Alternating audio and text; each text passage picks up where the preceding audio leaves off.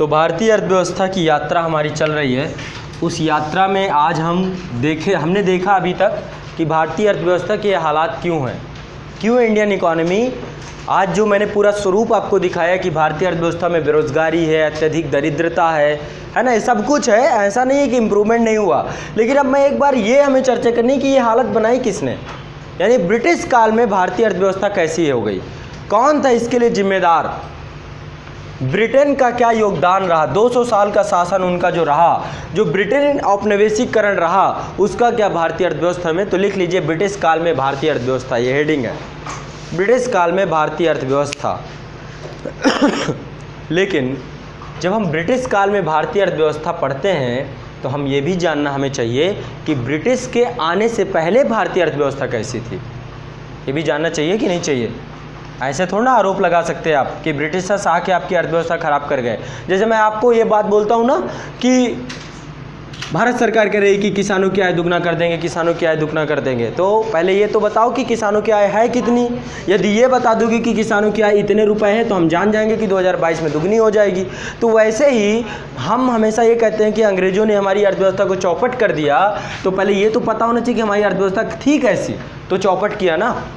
ऐसे थोड़ा ना हम कह सकते कि भारतीय अर्थव्यवस्था चौपट हो गई। तो इंडियन इकोनॉमी को हम एक बार मुगल काल की अर्थव्यवस्था से कंपेयर करेंगे कि मुगल काल में भारतीय अर्थव्यवस्था कैसी थी, है ना, और इससे हम कंपेयर करने का प्रयास करेंगे फिर बाद में। तो पहले कुछ इसी में लिख लीजिए, इसके बाद मुगल कालीन अर्थव्यवस्था लिखवाता हूँ। लिखिए, भारत में गरीबी ब्रिटिश शासन की देन है।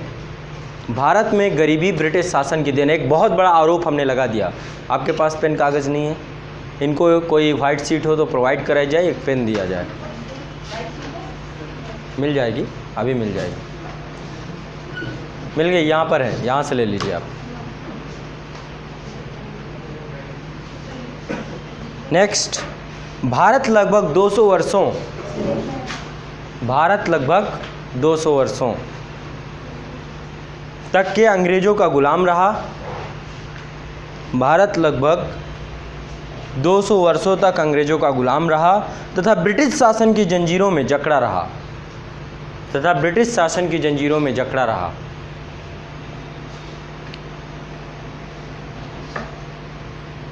अंग्रेजों ने भारतीय अर्थव्यवस्था को अपनी कॉलोनी मात्र का दर्जा दिया।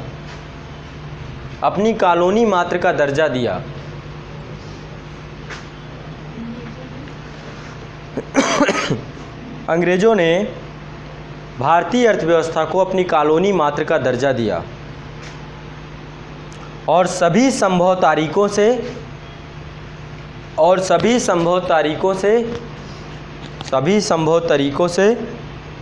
औपनिवेशवादी शोषण किया।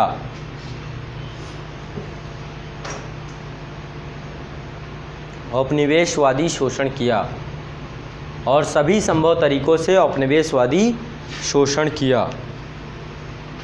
ठीक है, अब हम पहले एक बार देखते हैं कि अंग्रेजों से पहले की अर्थव्यवस्था कैसी थी। तो हेडिंग डालिए, ब्रिटिश पूर्वकालीन भारतीय अर्थव्यवस्था।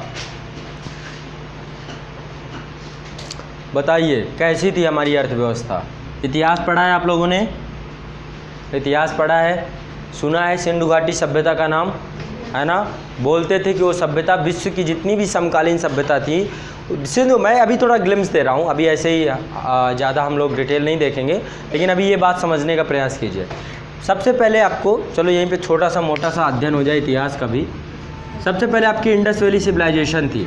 आप बताते ना, इस दौरान विश्व में मिस्र नदी के किनारे मिस्र की सभ्यता थी, नील नदी के किनारे मिस्र की सभ्यता थी, वांगो नदी के किनारे चाइना की सभ्यता थी, पीली सभ्यता बोलते हैं उसे, और मेसोपोटामिया की सभ्यता, इराक वाला जो क्षेत्र है, यहाँ पर दजला और फरात नदियाँ थीं, यहाँ पर थी।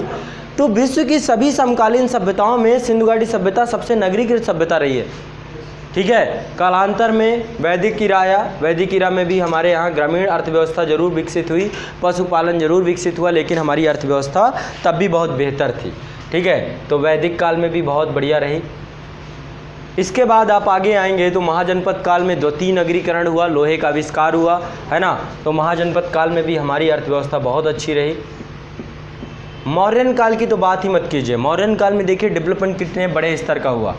अशोक ने उस दौरान क्या किया, पत्थरों को कटवा करके, देखिए शिलालेख देखिए, कभी स्तंभ लेख देखिए, कितने बड़े स्तर का विज्ञान एवं प्रौद्योगिकी था। देखो उसी काल में हमेशा स्थापत्य का विकास होगा जिस काल में समृद्धि हो। जब समृद्धि होगी तो स्थापत्य का विकास होगा। जैसे कि मुग़ल काल की यदि बात करें तो मुग़ल काल में बाबर के टाइम पे बहुत बड़ा स्थापत्य नहीं बन पाया, क्योंकि बाबर शुरुआती आया था, स्थापित होने में टाइम लग गया बाबर को। इसके बाद हुमायूं, तो कुछ समय बाद हुमायूं का तो साम्राज्य ही छिन गया। शेर शाह सूरी ने कुछ समय के लिए हुमायूं को भारत से खदेड़ दिया, ठीक है। इसके बाद आप देखेंगे अकबर भी मोटा मोटी जब बैठा तो पानीपत का द्वितीय युद्ध, फिर लगातार विद्रोहों का सामना करना, पहले बैरम खां के संरक्षण में रहना, फिर महामंगमा के संरक्षण में रहना, फिर कालांतर में अकबर भी उसने विकास किया, तो फतेहपुर सीकरी बसाया, तो बुलंद दरवाज़ा बनाया, तो लेकिन तब भी बहुत बेहतरीन तरीके का स्थापत्य देखने को नहीं मिला, क्योंकि अकबर एक मजबूत मुग़ल साम्राज्य की स्थापना करने जा रहा था, ठीक है। लेकिन इसके बाद जहांगीर के टाइम पीरियड पे आर्ट एंड कल्चर डेवलप हुआ। क्यों? शासन सत्ता स्थायी हो चुकी है, समृद्धि है, वहाँ पर एक बड़ा साम्राज्य मिला, चित्रकला का विकास हुआ बड़े स्तर पर जहांगीर के टाइम पे। जहांगीर खुद भी एक बहुत बड़ा आर्टिस्ट था, ठीक है। लेकिन उसके बाद आप जाएंगे तो शाहजहां के टाइम पीरियड में बड़ी बड़ी इमारतों का बनना शुरू हुआ। शाहजहां ने लोगों को रोज़गार देने के नाम पे, पहले देखो रोज़गार किस नाम पे मिलता था, पहले या तो सेना में भर्ती हो जाओ, सैनिक बन जाओ, रोज़गार। लेकिन मान लो युद्ध जैसी स्थिति नहीं बनी हुई है तो फिर रोज़गार किस नाम का? तो क्या होता था, बड़ी बड़ी, जैसे ताजमहल ठीक है, तो मुमताज़ की याद में बनवाया, किसकी याद में बनवाया, हमें नहीं समझ में आता। मुझे ये समझ में आता है कि ताजमहल बनाने में 22,000 मजदूरों का काम था, यानी पर डे 22,000 मजदूर क्या पा रहे थे, रोजगार पा रहे थे। यानी कि ताजमहल, लाल किला जो भी बना, इसमें बहुत बड़ी संख्या में एम्प्लॉयमेंट जनरेट हुआ। फॉरेन रिजर्व, अभी क्या होता है, विदेशी मुद्रा आती है, लोग देखने आते हैं, विश्व के 7 अजूबे में ताजमहल को रखा जाता है, विदेशी पर्यटक को अपनी तरफ लालायित करता है ताजमहल, तो क्या होता है, विदेशी मुद्रा का ये करके चला गया शाहजहां, विदेशी मुद्रा का आवागमन चालू हो गया, फॉरेक्स रिजर्व आने लगा, ठीक है। तो कहीं ना कहीं पे ताजमहल हो या कोई भी संस्था बनी हो, वो सब क्या है, उस दौरान पे लोगों को रोज़गार देने के लिए भी कार्य करती थी, ठीक है। तो ये मोटा मोटी बात भारतीय अर्थव्यवस्था मुग़ल काल में, उससे पहले गुप्त काल में, उससे पहले आप जाएंगे दिल्ली सल्तनत के काल में भी बहुत समृद्धि रही। आप अलाउद्दीन खिलजी का नाम याद कर सकते हैं, किस तरीके से बाजार नियंत्रण प्रणाली उसने। अलाउद्दीन खिलजी कैसा व्यक्ति था, साम्राज्यवादी व्यक्ति था, साम्राज्य का विस्तार करना था उसे, दूसरा सिकंदर बनना था। उसने एक उपाधि ली थी, सिकंदर सानी की उपाधि, ताकि वो क्या कर सके, विश्व को विजय कर सके। लेकिन उसका सपना वो कभी पूरा नहीं हो पाया, बाद में उस सपने को उसने त्याग भी दिया। लेकिन उसके एवज में उसने क्या किया, बहुत बड़ी सेना बनाई, उसने बहुत बड़ी सेना बनाई। सेना को बहुत सारा वेतन भी देना होता था, जिसके कारण उसने बाजार नियंत्रण व्यवस्था को स्थापित किया, ताकि सेना की सैलरी कम रहेगी, उतनी ही सैलरी में वो मार्केट से चीज़ें परचेज करके अपना जीवन यापन कर सकेंगे। वो सब एक बातें हैं। इससे पहले गुप्त काल में देखेंगे सोने के सिक्के चले। गुप्त काल में तो सोने के सिक्के आते आते कम हो गए, लेकिन उससे पहले कुषाण टाइम पे सोने के सिक्के चला करते थे, है ना। हिंद एवं शासकों के टाइम पे सोने के सिक्के चला करते थे। तो ये दिखाता है कि भारतीय अर्थव्यवस्था किस आधार पे थी। अभी देख लीजिए, पहले अपने ही टाइम पीरियड पे हमने देखा एक सिक्का चलता था, मिश्र धातु का सिक्का था, जो अभी चेंज होकर स्टील का सिक्का आने लगा, गिलट का। पहले गिलट का सिक्का था, है ना, गिलट का सिक्का पहले आता था। गिलट महंगी धातु थी। अभी क्या होता है, 2 रुपए के यदि आपके पास वो पुराना सिक्का हो तो कम से कम 5 रुपए का बिकेगा वो, उसके अंदर इतनी बहुमूल्य धातु है। सरकार ने क्या किया, सिक्का चेंज कर दिया। अब इस समय आपके पास स्टील का सिक्का आता है। यही काम मोहम्मद बिन तुगलक ने भी किया था। क्या किया था मोहम्मद बिन तुगलक ने, चांदी की कमी हो गई थी पूरे विश्व में, चांदी की कमी हो गई थी, तो चांदी के सिक्कों की जगह पीतल के सिक्के प्रारंभ कर दिए उसने। लेकिन उसने क्या गड़बड़ी कर दी, नियंत्रण नहीं रख सका लोगों के ऊपर, और उस नियंत्रण नहीं रखने के एवज में क्या गलती हो गई उससे, घर घर टकसाल बन गया। लोग अपने अपने घर में छापने लगे सिक्के, और उसके बाद उसको अपनी पॉलिसी चेंज करनी पड़ी, क्योंकि फिर बाद में क्या हुआ, लोगों से पीतल के सिक्के उसने वापस लिए, चांदी के सिक्के वापस किए, ठीक है, तो पढ़ेंगे जब से चीज़ें आएंगी। मैं यहाँ पे बता रहा हूँ कि ब्रिटिश से पहले भारतीय अर्थव्यवस्था कैसी थी। तो मैं एक शब्द में आपको ये कहना चाहूँगा कि ब्रिटेन के आने से पहले, ब्रिटिशर्स के आने के पहले भारतीय अर्थव्यवस्था विश्व की सभी अर्थव्यवस्थाओं के समकालीन थी। विश्व की जितनी भी अर्थव्यवस्थाएं थी उसके इक्वल थे हम भी। मुगल काल की हमारी अर्थव्यवस्था बहुत बेहतर थी, सामाजिक स्तर पे भी, आर्थिक स्तर पे भी और न्यायिक स्तर पे भी। मैं सभी स्तरों को लिखवाऊंगा ताकि कभी ऐसे आता है, कुछ भी आता है, बहुत बेहतर लिख सके।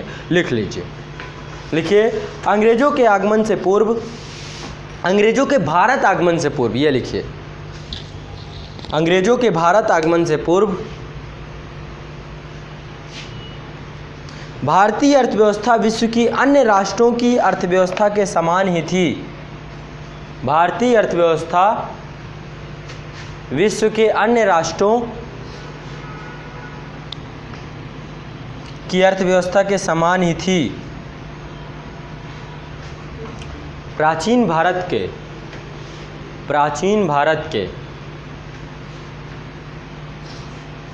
गुप्त काल, मौर्य, प्राचीन भारत के गुप्त, मौर्य, शक से लेकर, प्राचीन भारत के गुप्त, मौर्य, शक से लेकर मध्यकाल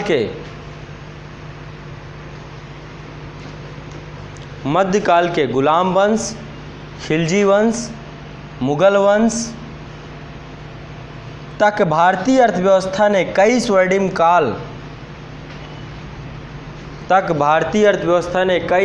काल इतिहास के पन्नों में दर्ज किए। इतिहास के पन्नों में दर्ज किए। इतिहास के पन्नों में दर्ज किए।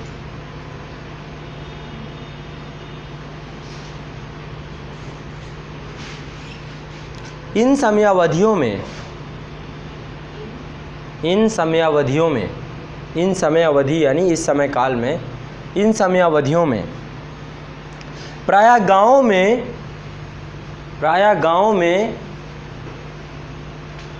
कृषि एवं दस्तकारी कार्य प्रमुखता से किए जाते थे। प्रायः गाँव में कृषि एवं दस्तकारी कार्य प्रमुखता से किए जाते थे। हाँ, कौन सा? इन समयावधियों में प्रायः गाँव में कृषि एवं दस्तकारी, ऐसे लिखेंगे दस्तकारी। अब क्या है दस्तकारी भी बताऊंगा।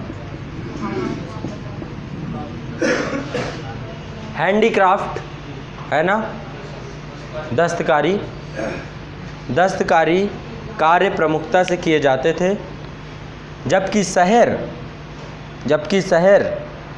प्रशासकीय,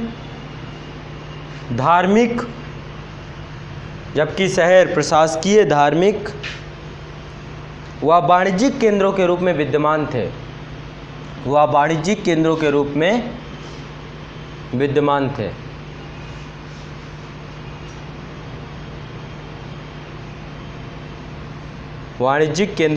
विद्यमान थे। ठीक है, कुछ वाणिज्यिक केंद्र बने हुए थे, कुछ। ठीक है, अब कैसे इसे करना है हमें, अब मैं आपको एक एक क्रम से पहले सामाजिक विशेषताएं बताऊंगा भारतीय अर्थव्यवस्था की ब्रिटेन से पूर्व, फिर आपको आर्थिक, फिर न्यायिक विशेषताएं। ठीक है, तो लिखिए ब्रिटिश पूर्वकालीन भारतीय अर्थव्यवस्था की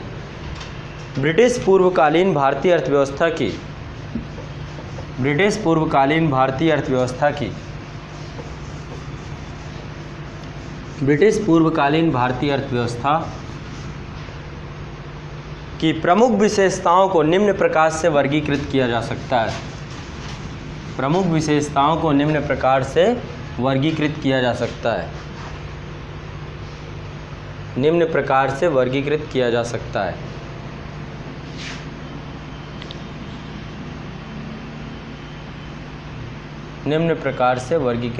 सकता है। कैसे कैसे करना है हमें सामाजिक आधार पे पहले देखना है सामाजिक विशेषताएं, फिर आर्थिक विशेषताएं। सबसे पहले हेडिंग डालिए सामाजिक विशेषताएं, नेक्स्ट डालिए न्यायिक विशेषताएं।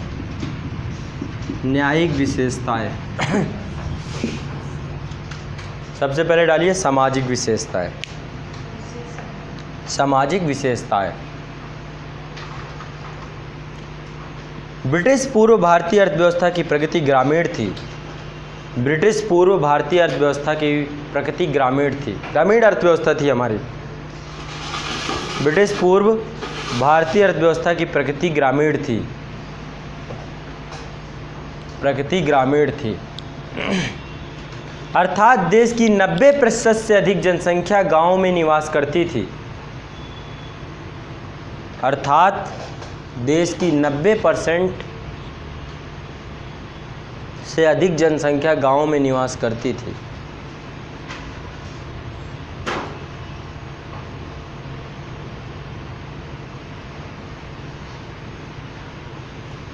ये सब ऐसे भी है, निबंध भी लिख रहे हो एक तरीके से आप।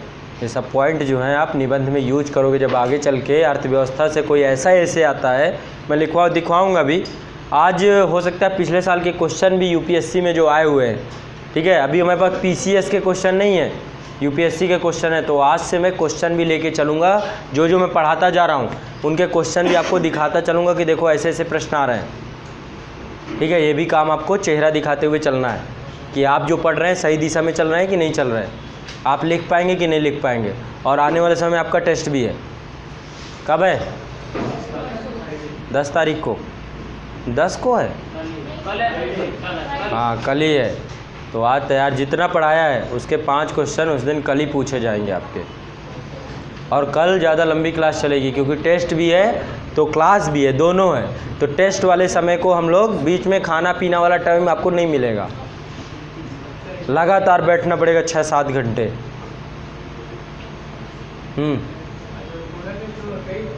5 क्वेश्चन होंगे टेस्ट में, कल वाले में, ठीक है। चलो कहाँ पहुँचे?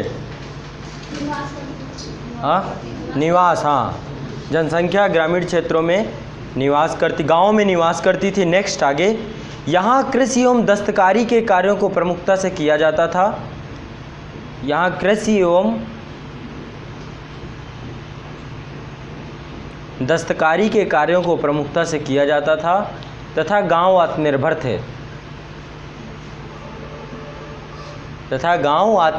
थे, यहाँ कृषि एवं दस्तकारी के कार्यों को प्रमुखता से किया जाता था तथा गांव आत्मनिर्भर थे। मैं आपको हमेशा बताता हूँ ना कि गांव सिर्फ 2 चीज़ों के लिए पहले शहर जाया करते थे। क्या क्या? नमक के लिए और लोहा के लिए। लोहा जैसे कि अब गांव में थोड़ा ना माइनिंग होने लगेगी, लोहा गांव शहर में मिलता था। और लोहे, कृषि अर्थव्यवस्था थी ना, तो लोहा का फाल बनता था, लोहे का हंसिया बनता था, लोहे से बहुत सारे प्रयोग कार्य किए जाते थे, है ना। तो लोहे के लिए और नमक के लिए लोग शहर जाते थे, बाकी सब गांव पे उपलब्ध था, कोई ऐसी चीज़ नहीं थी। यहाँ तक कि कपड़े भी गांव में बनते थे, चरखे के माध्यम से, सूती वस्त्र के माध्यम से वो कपड़े भी गांव में बन जाते थे। भोजन सामग्री गांव में उपलब्ध थी। यहाँ तक कि शहरों को गांव में जाना पड़ता था, शहर के आदमी को गांव जाना पड़ता था कि गांव से ये ले आते हैं, वो ले आते हैं, लेकिन गांव के आदमी को कभी शहर नहीं जाना पड़ता था। आज भी देखो ना, दिल्ली क्या है? दिल्ली ज़रूर एक मेट्रोपॉलिटन शहर है, लेकिन आश्रित है आज के टाइम पे। दिल्ली को पानी हरियाणा दे रहा है, दिल्ली को सब्जी उत्तर प्रदेश और हरियाणा मिल के दे रहे हैं। एक दिन हिमाचल प्रदेश से टमाटर आते हैं, एक दिन वहाँ पे भूस्खलन हो जाए, टमाटर के रेट रातों रात 90 रुपये किलो पहुँच जाते हैं। तो आज भी आश्रित हो गया ना ये क्षेत्र। तो पहले शहर आश्रित हुआ करते थे, गाँव में। ये तो अंग्रेज़ों की नीति, अंग्रेज़ों ने क्या कर दिया? कृषि का व्यवसायीकरण कर दिया, वाणिज्यीकरण कर दिया। एक ऐसी फसल उगाने लग गए जो फसल व्यावसायिक फसल थी, खाद्यान्न फसलों को महत्व देना कम कर दिया। नील की खेती कीजिए, ज़बरदस्ती करवाते थे। तंबाकू की खेती कीजिए, अफीम की खेती कीजिए, वो खेती कराने लगे। जो चाय की खेती कीजिए आप। अरे गांव के आदमी को चाय का कितना मतलब, एक टाइम पी लेगा, इसके बाद तो भोजन करना पड़ेगा ना, ठीक है। तो क्या कर दिया? गांव में व्यवसायीकरण कर दिया, कृषि का व्यवसायीकरण कर दिया, जिस कारण से गांव में दूसरा हस्तशिल्प उद्योग को ख़त्म कर दिया। हैंडीक्राफ्ट जो चीज़ें लोग बनाते थे उनको समाप्त करना प्रारंभ कर दिया। औद्योगिकरण की प्रक्रिया शुरू हो गई। अभी आगे सारी चीज़ें लिखवाऊंगा, ठीक है। तो पहले गांव आत्मनिर्भर थे। नेक्स्ट, व्यवसाय वंशानुगत था। पहले व्यवसाय वंशानुगत था। वंशानुगत का मतलब बढ़ई का लड़का बढ़ई, लुहार का लड़का लुहार, है ना। बर्तन बनाने वाले को कुम्हार बोलते हैं, कुम्हार का लड़का कुम्हार। वंशानुगत था, क्या था, बचपन से ही वो उस कार्य को सीख लेता था, उसी कार्य को कंटिन्यू करता था। ठीक है, नेक्स्ट, कृषक भूस्वामी, कृषक भूस्वामी तथा भूमिहीनों की श्रेणी में विभाजित था। कृषक भूस्वामी तथा भूमिहीनों की श्रेणी में विभाजित थे। कुछ कृषक ऐसे होते थे जिनके खुद की ज़मीन होती थी, उन्हें बोलते हैं भूस्वामी। कुछ कृषक ऐसे होते थे जो दूसरों की ज़मीन पे जाके मजदूरी करते थे, उन्हें बोलते हैं क्या, भूमिहीन मजदूर, कृषक। तो कृषक भूस्वामी तथा भूमिहीनों की श्रेणी में विभाजित थे। कृषक भूस्वामी तथा भूमिहीनों की श्रेणी में विभाजित थे। आज भी देखते हो ना, कैसी किसान खेती को क्या करते हैं, बटाई में दे देते हैं, बलकट में दे देते हैं। ज़मीन आपकी है, दूसरा व्यक्ति आए, उस पर जोते, उस पर पैदावार करे, और बाद में क्या होगा, उस एवज में उसको कुछ मिल जाएगा, उस एवज में उसको कुछ मिल जाएगा। समझ रहे हैं। तो पहले किसान या तो मजदूर होता था या तो भूमि का स्वामी होता था। अधिकतम ज़मीनें होती थी लोगों के पास, बहुत कम होते थे जो भूमिहीन कृषक होते थे। लेकिन कालांतर में इन्होंने क्या किया, अंग्रेज़ों ने जमींदारी व्यवस्था पैदा कर दी, ज़मीन का मालिक एक व्यक्ति को बना दिया, और किसान सारे मजदूर बन गए। रातों रात पूरे किसान मजदूर बन गए, अपनी ज़मीन उनके हाथ से चली गई। रैयतवाड़ी व्यवस्था ला दी, महलवाड़ी व्यवस्था ला दी। इन सब व्यवस्थाओं ने नुकसान पहुंचा दिया। किसान की जो अच्छी खासी इनकम होती थी वो किस में चली गई, लगान में चली गई। एक मूवी देखी है ना, कौन सी, लगान। बोलते हैं ना, अति गुना लगान देना पड़ेगा। तो कहीं ना कहीं पे लगान में ही जितना पैसा होता था सब उसी में चला जाता था। ठीक है, अभी आगे चर्चा करेंगे उसकी। नेक्स्ट, आगे बढ़िए। पूंजी का प्रबंध। पहले पूंजी कहाँ से, अच्छा ये बताओ, आज तो बैंक है, आज मुझे पैसा चाहिए तो मैं बैंक चला जा रहा हूँ। बैंक में गया, वहाँ पे अप्लाई किया, मुझे होम लोन मिल गया, मुझको एजुकेशन लोन मिल गया, मुझे कोई अपना स्टार्टअप करना उसके लिए लोन मिल गया। लेकिन पहले क्या व्यवस्था थी, पहले साहूकार होते थे, आज भी होते हैं गांव में। एक साहूकार होता है, मदर इंडिया मूवी देखी हो तो उसमें देखा होगा आपने, साहूकार किस तरीके से शोषण के जाल में फांस लेता था। फिर पूरी फसल जैसे ही कट के फसल आती थी खबर रखता था, और जाके फसल के ऊपर बैठ जाता था कि पहले मेरा बांट दो। फिर पता चलता था 1 किलो 2 किलो लेकर किसान वापस लौट रहा है, बाकी सब वो अपने घर लदवा ले गया। ये कंडीशन थी उस दौरान।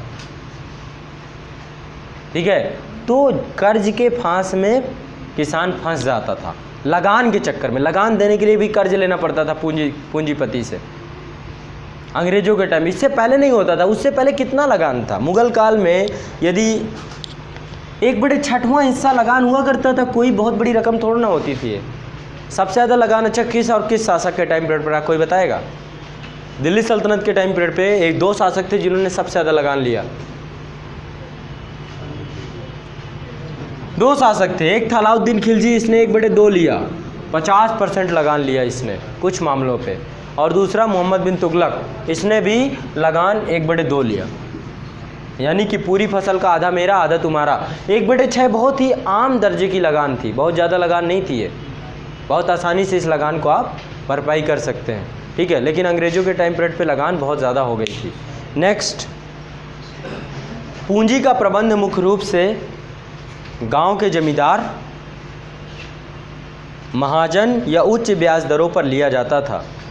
गांव के जमींदार या महाजन द्वारा उच्च ब्याज दरों पर किया जाता था।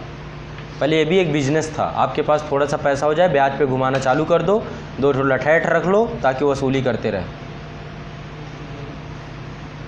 पूंजी का प्रबंध मुख्य रूप से गांव के जमींदार या महाजन द्वारा उच्च ब्याज दरों पर किया जाता था। नेक्स्ट, कृषि से उत्पादित खाद्यान्न का उपभोग। कृषि से उत्पादित खाद्यान्न का उपयोग या उपभोग। कृषि से उत्पादित खाद्यान्न का उपभोग प्रमुख रूप से गांव के भीतर कर लिया जाता था। गांव के भीतर कर लिया जाता था, परंतु प्राथमिक क्षेत्र द्वारा, प्राथमिक क्षेत्र आपका वही कृषि क्षेत्र, ये सब प्राथमिक सेक्टर है, परंतु प्राथमिक क्षेत्र द्वारा उत्पादित कच्चा माल प्राथमिक क्षेत्र द्वारा उत्पादित कच्चा माल हस्तशिल्पियों को उपलब्ध कराया जाता था। हस्तशिल्पियों को उपलब्ध कराया जाता था।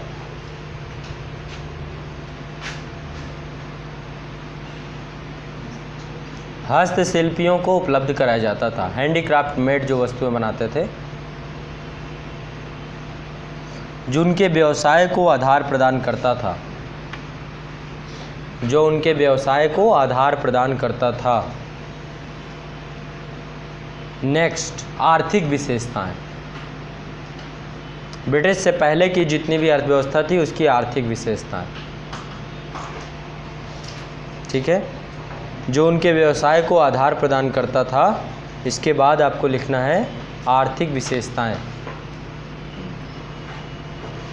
छूट रहा है ना, बढ़िया से छूट रहा है, छूटना चाहिए।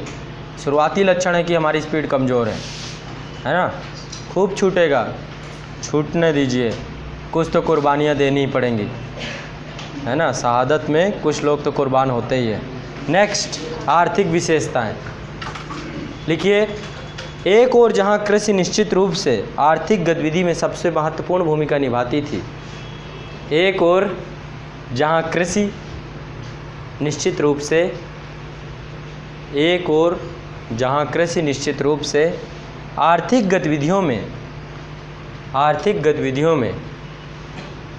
देखो, मैं हमेशा बोलता हूँ ना, यूपीएससी की तैयारी करना है तो अस्त्र शस्त्र लेके जाना है। एक अस्त्र स्पीड भी है, जिसकी जितनी स्पीड होगी उतना ज़्यादा कंफर्टेबल होगा एग्ज़ाम हॉल पे। और नहीं पता चला बगल वाला पूरा लिख के पेपर बैठ गया, इधर आप टेंशन में बैठे हो। समझ रहे हैं, स्पीड चाहिए इसमें। एक हथियार ये भी, आपकी इस रफ्तार इतनी हो कि आप 3 घंटे में, 3 आवर में 3500 वर्ड लिखने का मादा रखते हो। 3500 से 4000। पहले यूपीएससी जब शुरुआती में पैटर्न चेंज हुआ, पीसीएस में भी यही चीज़ है, सेम पैटर्न है दोनों में। तो शुरुआती में क्या कर दिया पीसीएस ने, यूपीएससी ने 3 घंटे में 5000 वर्ड लिखना। ये कोई नहीं कर सकता। इतिहास में कोई मानव पैदा हुआ होगा पता नहीं, लेकिन ऐसे साधारण हमारे जैसे आदमी नहीं कर सकते। कोई भी 5000 वर्ड नहीं लिख सकता 3 घंटे में, चाहे आयोग का अध्यक्ष कोई बैठा के पेपर लिखवा लिया जाए, वो भी नहीं लिख पाएंगे। लेकिन यूपीएससी ने बना दिया, लेकिन इस गलती को सुधारा 2015 में। इसको अब लेकर आ गए हैं 3500 वर्ड, ये लिखा जा सकता है आम तौर पे। अभी आपकी स्पीड लगभग मुझे जहाँ तक लगती है कि आपकी स्पीड 2500 से 2600 के बीच में है। आप 3 घंटे में 2500 वर्ड से 2600 वर्ड लिख लोगे। हमें कितना 900 का और को आपको रेंज मुझे 900 और बढ़ानी है, ताकि आप 3 घंटे में 3500 वर्ड लिख सकें। यानी कि यदि 25 क्वेश्चन आ रहे हैं तो 25 के 2500 आप जाके कर सके। समझ रहे हैं, पता चला आज सब कुछ रहा, लिख ही नहीं पाए। सबसे बड़ा संकट कि मेरी हैंड राइटिंग ही ज़्यादा तेज़ नहीं है। देखो भूल जाओ, जैसे भी अच्छी खासी राइटिंग आपकी रही हो, लेकिन इतनी ही राइटिंग आपकी होनी चाहिए जितना दूसरा वाला पढ़ सके। दूसरा वाला ना पढ़ सके तो कम से कम खुद पढ़ सके, ऐसी राइटिंग आपकी हो। यदि बहुत अच्छी है तो उससे प्यार मोहब्बत छोड़ दो, ठीक है, कि ख़राब हो रही है, देखो इनके चक्कर में ख़राब हो रही है, ख़राब होने दो, ख़राब होगी राइटिंग अभी, ठीक है। धीरे धीरे इसी स्पीड पे अच्छी राइटिंग बनने लग जाएगी, इसी स्पीड पे अच्छी राइटिंग बन जाएगी। इसका सबसे जीता जागता उदाहरण हमारे पुराने बच्चे हैं। इसमें रजनी जी आपकी राइटिंग, इनकी सबसे घटिया राइटिंग एक समय हुआ करती थी। घटिया नहीं, सबसे घटिया स्पीड हुआ करती थी। 8 बार तो इधर उधर झेंकती थी ये, लेकिन आज के टाइम पे स्पीड इनकी बहुत अच्छी है। क्यों? क्योंकि इम्प्रूवमेंट हुआ लिखने के बाद। आपकी राइटिंग भी ओवरऑल अब आपको देखना नहीं पड़ता। जो लोग एक बार यहाँ पे, तो शुरुआती लक्षण आप लोगों के साथ हो रहा हो तो टेंशन नहीं लेना, छूटने दो, छूटने दो। यही गंदी आदत, ये एक हथियार मुझे बनाना है स्पीड का। पूरे पेपर करके आओगे, 2-2 नंबर भी मिलेगा तो भी काम चल जाएगा। पता चला 5 क्वेश्चन पे वो छोड़ के चले आए, ये नहीं होना चाहिए। 10 नंबर जो मिल रहे थे वो भी चले गए। समझ रहे हैं, वो तभी होगा जब आपकी स्पीड होगी, और स्पीड बनाने से आती है, ऐसे नहीं हो जाएगी, चमत्कार नहीं होगा आपके साथ। ठीक, चलो कहाँ तक पहुँचे? आर्थिक विशेषताओं पे पहुँचे हम। तो आर्थिक विशेषताओं में मैं कह रहा था आपको कि एक और जहाँ कृषि निश्चित रूप से आर्थिक गतिविधियों में सर्वाधिक महत्वपूर्ण भूमिका निभाती थी, वहीं दूसरी तरफ भारत का उद्योग जगत भी उन्नत था। भारत का उद्योग जगत भी उन्नत था। हमारे यहाँ पे इंडस्ट्री भी थी मुग़ल काल में, मौर्य काल में भारत का उद्योग जगत भी उन्नत था। अच्छा, कोई बताएगा कौन कौन सा उद्योग यहाँ पे रहा होगा? कौन कौन सा उद्योग रहा होगा? सूती और रेशमी वस्त्र, और हाँ छपाई का काम, साड़ियों में कढ़ाई छपाई का काम, और हथकरघा उद्योग, हाँ हैंडक्राफ्ट। और ताजमहल जो बना हुआ है काहे से बना हुआ है? संगमरमर से। संगमरमर को तराशना, काटना, ये भी बहुत बड़ा। रियल इस्टेट सेक्टर देखो भारत का कितना बढ़िया था, कितना उन्नत था उस दौरान। वैसी इमारत आपको कोई नहीं दिखाई देगी। अंग्रेज़ जितने बढ़िया चीज़ें बना के चले गए, अंग्रेज नहीं, मुग़ल काल में अंग्रेज़ों को कोई किसी भी तरीके से क्रेडिट नहीं देना चाहते हम। जीरो क्रेडिट है उनका बहुत सारे मायनों में। हाँ कुछ लाभ जरूर हुए हैं, वो भी लिखवाऊंगा, लेकिन ओवरऑल क्रेडिट जीरो है, क्योंकि गरीब आज उन्हीं के कारण है। आज यूपीएससी तैयारी करनी पड़ रही है, एकमात्र रीजन अंग्रेजी है। ठीक है, तो लिखिए। वहीं दूसरी तरफ भारत का उद्योग भी जगत उन्नत था। भारत में बुने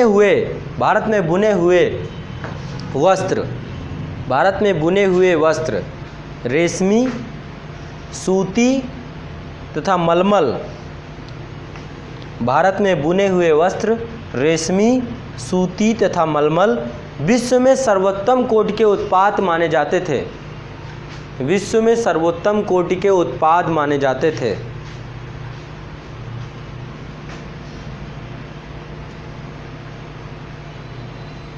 विश्व में सर्वोत्तम कोटि के उत्पाद माने जाते थे। ठीक है, नेक्स्ट। अन्य प्रसिद्ध उद्योगों में संगमरमर कार्य, अन्य प्रसिद्ध उद्योगों में संगमरमर कार्य, पत्थर की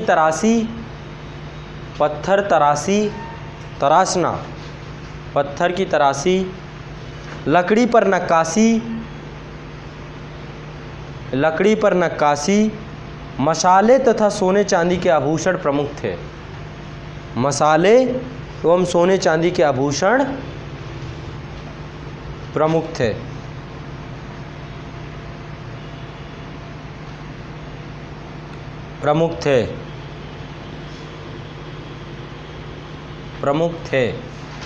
नेक्स्ट। देश में उत्पादित वस्तुओं का न केवल स्थानीय उपभोग होता था।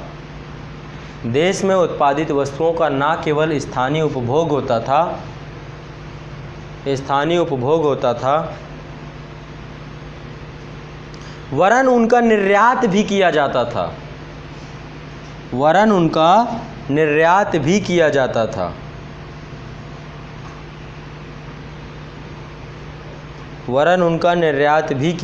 था। उच्च आय प्रदान करने वाली निर्यातित वस्तुओं में उच्च आय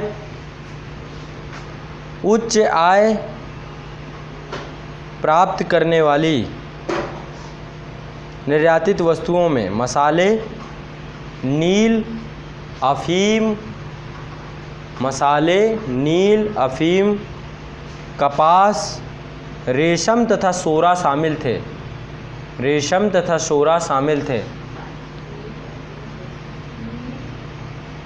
नील, कपास, अफीम, रेशम तथा सोरा शामिल थे।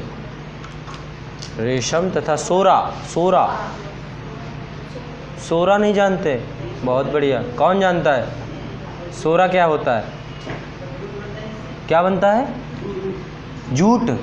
ये क्या है? सोरा, मीठा सोरा नहीं, खाने वाला सोरा। अच्छा, आप सोडा बोलते हो? अच्छा, सोडा बोलते हैं। एक सोरा और होता है, बारूद के रूप में प्रयोग किया जाता है। गंधक और पोटास, वो भी एक सोरा होता है। केमिस्ट्री पढ़े होंगे तो मिलेगा आपको। ठीक है, ये भी आपका उसमें जुड़ा होता है। और एक सोरा होता है धोने वाला, कपड़े धुलने वाला, वो भी सोडा होता है। अरे आप लोग, चलो सोडा। ठीक है, लेकिन जो सोरा की मैं बात कर रहा हूँ, मैं इस सोरा की बात कर रहा हूँ, ये बारूद है। ये एक बारूद है। सोडा की बात नहीं कर रहा था, मैं भी सोडा ही बोलता हूँ उसे। नेक्स्ट, आगे बढ़ते हैं। ठीक है, खुश होने की ज़रूरत नहीं है। नेक्स्ट, आगे 17वीं और 18वीं शताब्दियों तक यूरोप भारतीय उत्पादों का ग्राहक बन गया। 17वीं और 18वीं शताब्दियों तक यूरोप भारतीय उत्पादों का ग्राहक था। एक चीज़ और हमारे यहाँ बहुत फेमस थी, क्या कोई बताएगा? ये लोग क्या खाते थे? मीट खाते थे, मांस खाते थे, मच्छी खाते थे। उसमें एक बहुत विशेष चीज़ पड़ती है, मसाला, काली मिर्च, और कौन कौन सा मसाला पड़ता है ना, गरम मसाला, और भी बहुत सारी चीज़ें होती हैं, ठीक है। वो स्वादिष्ट स्वाद उसी से आता है। तो वो भी ये लोग बहुत बड़ी मात्रा में आयात करते थे, है ना, तो उसका भी योगदान था। 17वीं और 18वीं शताब्दियों तक यूरोप भारतीय उत्पादों का ग्राहक था। ये हो गई आपकी आर्थिक विशेषताएं। नेक्स्ट न्यायिक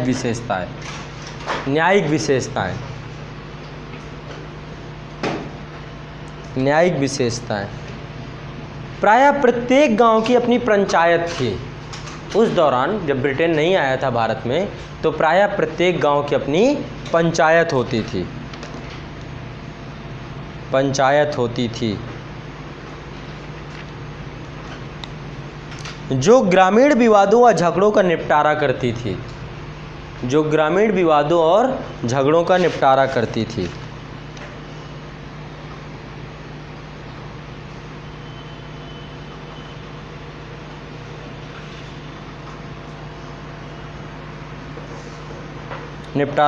और न्याय की अदालत के रूप में कार्य करती थी। ये बहुत ज़रूरी है, राजस्व प्रशासन, है ना। नेक्स्ट, भू राजस्व की सीमा। भू राजस्व कितना लिया जाता था? ये भी न्यायिक विशेषताओं में ही आएगा। भू राजस्व की सीमा कुल उत्पादन के तीसरे भाग से छठे भाग तक वसूली जाती थी। भू राजस्व की सीमा कुल उत्पादन के तीसरे भाग से छठे भाग तक वसूली जाती थी, तथा कभी कभी यह कुल उत्पादन का आधा हिस्सा तक होता था।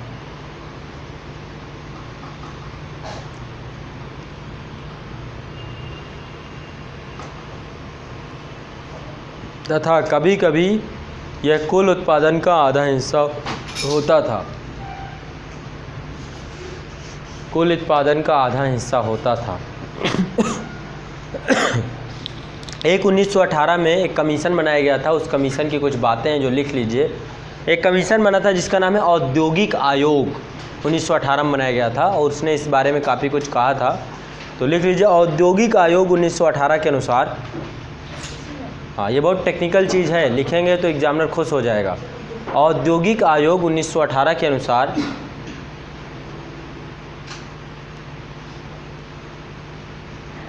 जब पश्चिम के साहसी व्यापारियों ने, इसने क्या कहा? जब पश्चिम के साहसी व्यापारियों ने साहसी नहीं जानते, हाँ साहसी, बड़ा सा छोटा हा फिर बड़ी सी, साहसी व्यापारियों ने भारत में पदार्पण किया। जब पश्चिम के साहसी व्यापारियों ने भारत में पदार्पण किया, अब कहोगे पदार्पण क्या है? पदार्पण का मतलब है आना। ना तो हिंदी सही है ना तो इंग्लिश सही है, बीच वाले हो आप लोग, तो थोड़ा सा ये नए शब्द मिल रहे हैं, इनको सीखिए। भारत में पदार्पण किया। उस समय देश विकास के मामले में किसी अति विकसित यूरोपीय राष्ट्रों से कम नहीं था। यह औद्योगिक आयोग की बात है, तो बहुत इम्पोर्टेंट बात है ये। पदार्पण किया, उस समय देश विकास के मामलों में किसी अति विकसित यूरोपीय राष्ट्रों से कम नहीं था। किसी अति विकसित यूरोपीय राष्ट्रों से कम नहीं था। अति विकसित यूरोपीय राष्ट्रों से कम नहीं था। तो मेरी बात शायद समझ में आ गई हो। औद्योगिक आयोग ने जब ये बात कही है, इसका मतलब भारतीय अर्थव्यवस्था यूरोपीय अर्थव्यवस्था के समकक्ष थी, बराबर थी। लेकिन अंग्रेज जब छोड़ के गए तो क्या बराबर थी? तब नहीं थी। आज भी अब हम उस भरपाई को भी पूरा नहीं कर पा रहे। हम एक डेवलपिंग कंट्री बने हुए हैं, वो डेवलप्ड कंट्रीज है। ठीक है, ड्रेन ऑफ वेल्थ हो गया, धन का बहिर्गमन हो गया। तो अब ये हो गई आपकी बात कि अंग्रेजों से पहले की अर्थव्यवस्था कैसी थी। अब लिखिए अंग्रेजों के ब्रिटिश शासन में भारतीय अर्थव्यवस्था। हाँ, ये एक औद्योगिक कमीशन बनाया गया था इसलिए कि भारत में उद्योगों को लेकर के कि किस तरीके से उद्योगों का विकास हो रहा है। भारत में उद्योग थे नहीं, विऔद्योगीकरण हुआ था और पूरे विश्व में औद्योगिक क्रांति हो रही थी। पूरे विश्व में मशीनीकरण, औद्योगिक क्रांति क्या, मशीनीकरण का एक नया युग, मशीनों का एक नया युग। जहाँ पे एक काम 15 दिनों में होता था वहीं वो काम 5 दिन 10 दिन में होने लग गया। समझ रहे हैं? तो कहीं ना कहीं पे भारत में औद्योगिकरण की गति क्या है, उसके लिए एक औद्योगिक कमीशन बनाया गया। उस औद्योगिक कमीशन ने कहा कि भारत में पहले बहुत बड़े स्तर की इकॉनमी थी, आज ये हालत है। 1918 की घटना है ये, ठीक है। और भारत में औद्योगिकरण हुआ ऐसा नहीं है, 1864 से प्रारंभ हुआ औद्योगिकरण का सिलसिला। भारत में औद्योगिकरण धीरे धीरे 1857 की क्रांति हो गई, 1861 का भारत शासन अधिनियम आया था, है ना। उस अधिनियम के बाद 1864 से धीरे धीरे इन्होंने प्रारंभ किया कि भारत में भी उद्योगों को प्रोत्साहित किया जाना चाहिए। और यहाँ पे प्रारंभ किया गया कार्य, जब मैं पढ़ाऊँगा तब क्लियर करेंगे औद्योगिक काल। तो ब्रिटिश शासन में भारतीय अर्थव्यवस्था, अब आपकी हेडिंग ये है, ठीक है।